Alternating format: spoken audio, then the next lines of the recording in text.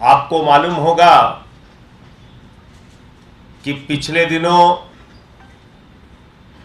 प्रधानमंत्री नरेंद्र मोदी जी जो लगातार आम आदमी पार्टी के नेताओं के पीछे पड़े हैं, झूठा बदनाम करना, झूठा फंसाना, जेल का, मुकदमे का, डंडे का, लाठी का भय दिखाना, इस पूरी साजिश में जो मोदी जी और उनकी पार्टी फंसी हुई है, उसने फिर एक कारनामा कराया। और तब से एक नारा भी चल रहा है कि संजय सिंह से 5 गज की दूरी बनाकर रखें वरना ईडी छापा मार सकती है। भारत के प्रधानमंत्री नरेंद्र मोदी जी से मैं बार बार कह चुका हूं, 1 रुपए का भी भ्रष्टाचार मेरे खिलाफ नहीं पाओगे, जितनी जांच मनाए कर लो। और मैंने तो यहां भी कहा, यहां तक कहा था कि प्रधानमंत्री जी इस जन्म में नहीं, अगले जन्म में भी कुछ भी मेरे खिलाफ मिलने वाला नहीं है। और इस बात को पूरी की पूरी बीजेपी और भारतीय जनता पार्टी और मोदी जी को समझ लेना चाहिए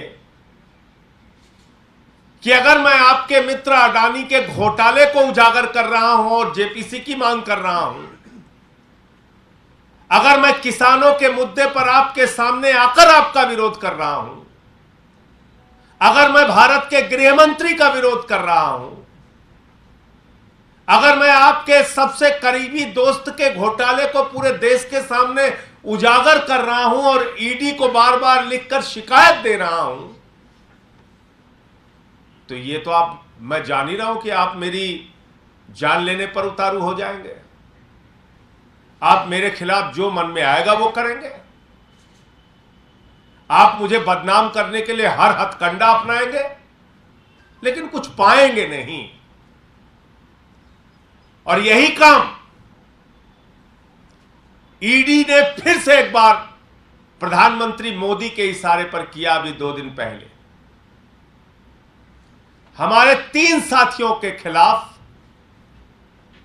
बेबुनियाद, झूठा, निराधार और मुझे बदनाम करने के लिए उनके घर पे छापेमारी की। मोदी जी के कहने पे, मैं सीधा आरोप लगा रहा हूं, यह प्रधानमंत्री के कहने पे हो रहा है।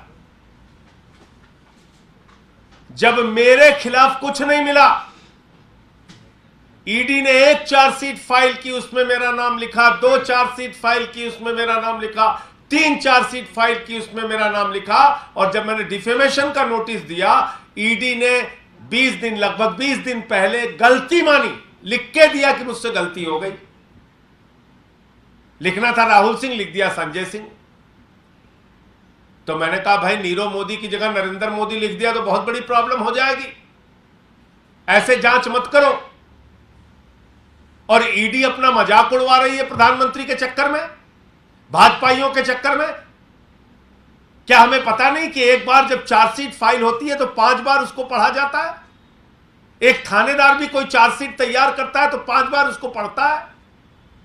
और आप एक सांसद का नाम कह रहे हैं, ऐसे ही हमने गलती से डाल दिया। बेवकूफ समझ रहे हैं इस देश के लोगों को।